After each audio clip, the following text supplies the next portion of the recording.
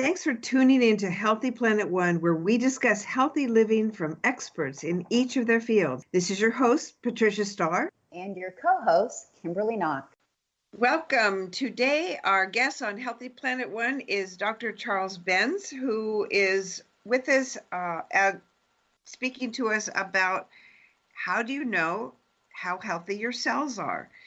And Dr. Charles BENS is with Be Healthy at Work. He has spoken in over 200 cities in the United States, across Canada, Western Europe, and Eastern Europe, and Latin America, and primarily on organizational change and improvement. He's written 9 books for over 300 articles, including Healthy at Work, Your Pocket Guide to Good Health, which is purchased by employers to give their employees something to think about.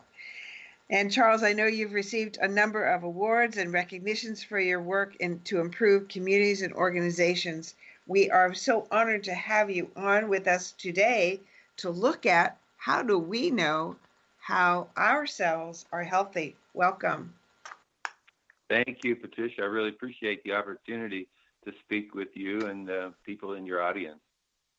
And you've had a nice chat with us on a couple of themes, particularly around COVID-19, which has been in everybody's uppermost thoughts for the last few months. But more importantly, and you and I chatted about this, we wanted to really look at how can we tell if we're healthy?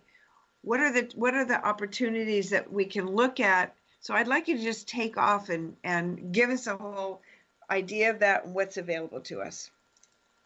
Well, you know, people, in terms of honest disclosure, people should know I'm a certified hypochondriac, and so I've been worried about the health of my cells for about 35 or 40 years, and so I've sought out everything that I could find that would help to identify whether my cells were healthy, because the doctors that I was working with at the time, with the blood tests that they were using, didn't match up with how I felt and the symptoms that I had and other things that were happening to my body. And I thought, you know, I can't rely on the doctors to do this for me. So that's when I started to really do a serious search into what was possible. And one of the first things I ran into was a thing called thermography. And oh, yes. Thermography, infrared thermography, you know, is the measure of heat in your body. And what I realized from it was that I could find out where the inflammation was in my body. I could find out how my circulation was doing. And then I read about how women were able to determine the health of their breasts by having thermography done, because you only need 200 cells to be heating up in the breast in order for a profile to be seen by the camera. Mm-hmm. And it's interesting that in order to get the same examination or an examination from mammography, you need 4 billion cells in order to see anything. And even at that, it's 65% accurate. That means it's not 100% sure. And so when I looked at this, I thought, oh my God, this is like an amazing thing. I told my wife about it. She told her friends about it. And we've been using it ever since for as many people as will listen, because it gives you like an 8 to 9 year head start on the development of breast cancer. How long have you been using thermography, Charles? Oh my gosh, 20, 25 years at least. Yeah, and the technology has gotten so amazing that, you know, I love the fact that you brought that up, because when we do thermography in our office, and when we see those cells heating up, we can put processes in place that will help to eliminate the congestion that's forming, and therefore eliminate any probable development that would be treacherous, right? Well, yeah, because if there's too much inflammation and somebody goes to the chiropractor or the massage therapist and said, I have pain, if there's too much inflammation, you can aggravate it by massaging or doing chiropractic adjustments. And so I worked with a chiropractor for a while, and he wouldn't treat anybody that was too inflamed. He would come to me. I would do an anti-inflammatory program, then they would go back and realize the person was no longer inflamed, and then they could treat them successfully. So I've actually used thermography as an adjunctive tool to help other practitioners to make sure they were doing no harm, but were actually getting the patients the treatments they needed. And you have to be free of inflammation in the area that you're working with. So in this case, you can find out whether somebody has a TMJ, has arthritis that's developing before there's lots of pain, breast cancer, fibromyalgia on the spine from when you look at the heat between T1 and T2 in the spine. Right. If that's really hot, that's a 100% prediction of fibromyalgia. It's the only test that can do that. So this is a very, very scientific tool. It's certified by the FDA as an adjunct to cancer analysis, but I think most women use it as the first line of defense, not as an adjunct after mammography. Yeah, and it's funny. I've had people come from because they don't understand it, and we're not talking about it enough publicly. Number one, practitioners don't understand what a valuable tool is. I'm so pleased that you talked about that. And number two, that sometimes I've seen them go, well, they go to get a mammography anyway because that's what their doctor told them to do, and it's why? It's more exposure to radiation, right? Well, we recommend that they go for an ultrasound in addition because correct because the technology was so primitive 25 years ago. There was only one company that was making a medical grade thermography unit. All the rest were industrial units that were converted to medical use and really weren't that sophisticated. But now you're right; they're making much better units. Oh yeah. So we can get a high degree of accuracy and no exposure. And then if you want to have some confirmation, then you do ultrasound.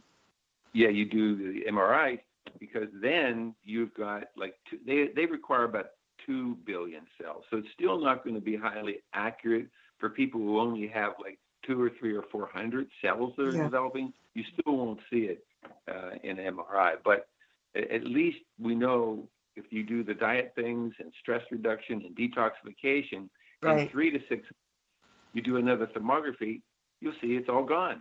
Yeah. And we've seen that. 90% of the probability you'll ever get breast cancer. And if you get that every couple of years, you're just totally eliminating, for the most part, any risk of breast cancer. Well, that's the only thing that I do. My girlfriend came down with breast cancer, was never caught by mammography. Both of us have breast implants, which getting a mammography was so terrible. And they radiated me so much because I had dead breast tissue. After that, that's the only thing that I do now is to do thermography. And I got a baseline done. And I've gotten, I think I've gotten an ultrasound, but I much more trust that myself. Well, and that's just one out of how many other tests that we can do, right, Charles? Well, yeah, that's just one, but I think it's important for women. We just add very quickly to that. If women added vitamin D3 as a blood test, the combination of those two will be the most protection any woman in the world can have, because if you get your levels 50 to 60 nanograms per milliliter, you've got about an 80% reduced risk of breast cancer. So by the time you add the vitamin D3 and the thermography, that's a 1-2 punch for holistic and alternative medicine that cannot be touched by conventional medical. Yay. I love that. So what else do you have in that toolkit of yours? Yeah. Later on, when there were other things happening in my crazy body, I found a thing called electrodermal screening. And electrodermal screening is a measurement of energy coming out of your mitochondria in all of your cells. And interestingly enough, the number of mitochondria that you have in your body relates to the organs that are 24/7. In other words, any organ that's working all the time, the brain, the heart, the liver, the kidneys, the pancreas, they have 10 times more mitochondria than your muscle cells do, which aren't working all the time. And so this technique was developed to measure in voles from a German scientist and doctor what your energy production was in each of these major organs and systems. It's a scale of 1 to 100, and a normal organ, a functioning, properly functioning organ, would measure between 45 and 55 voles on the volmeter. Mm-hmm. If you were experiencing stress, it would go 55, 65, 75, it would go up.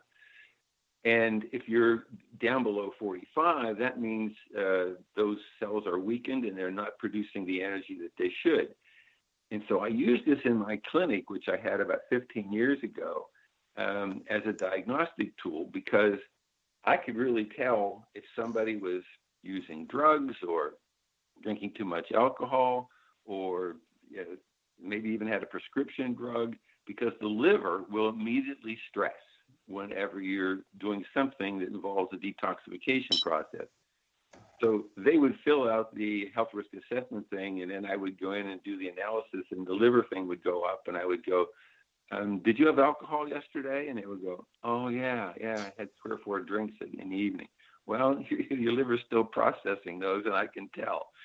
So it's interesting how accurate it is, because this is what helped me to actually identify the 5 stages of cellular deterioration. Before that, I knew about dysfunctional and mutated and diseased, but I didn't know about stressed and weakened. And so this allowed me to do my initial research that cells go through these 5 stages of cellular deterioration. First, they become stressed because there's some toxin going on, or some inflammation of some kind, or there's a lack of nutrition. This causes cells in certain parts of the body to stress. And that if they are in a prolonged state of stress, then they drop precipitously down into a weakened state where the mitochondria are not functioning the way they should. And that's the second stage of cellular deterioration. And if they stay in that state too long, then they go into the dysfunctional stage. But that's a 5 or 10 year period. So we were able, with this electrodermal screening, to identify potential diseases developing 5 to 10 years before anything would show up on a blood test. And a classic example of that is liver cancer. The liver is designed to protect itself from insults. So you can have somebody actually have a diseased liver up to about 60 or 70%. It won't show up on any liver enzyme tests. But the next day, let's say 1 year you get the test and the blood test and nothing shows up, but the next year you have liver enzymes showing up, and the doctor does biopsies and finds out you've got liver cancer. And the patient says, well, how'd that happen? Well, this is how it happened. Your liver was adjusting because it can function at a full enough state with a 30 or 40% of functionality to not throw out these liver enzymes. With this ectodermal screening, we can see that in the first week of the liver not working the way that it should, years before anything shows up as cancer. So I laugh at people all the time when they say, oh, my liver tests don't show any problem, yet they're on a lot of pharmaceuticals. They were on statin drugs. I mean, I've said your liver is designed to protect you. It's working all the time, and no one addresses the liver because there's no drug to give the liver. You know that. So you're right. Yeah. Exactly. Even the Clorox they're cleaning with is damaging the liver as soon as you smell it. Well, this electrodermal screening can do that. There's a lady in Sarasota that's one of the best that can offer that. And so I think for your listeners, if they want to know more about that, we'll give them the contact information through you and Kimberly, and they can go and get this screening. And boy, I'm telling you, they're going to be really happy because they're going to find out what all their organs are doing. And this is what holistic medicine is all about. It's about treating the whole body. Right. And so if the gallbladder is not working right, we'll see that too. And then we know exactly why the liver's not functioning very well. So it's really a powerful tool. So I'm glad you're getting a chance to tell people about it. And then you have a blood and urine measurement, I believe, right? Yes, we do. Actually, I developed this about a month or two ago when this whole immune system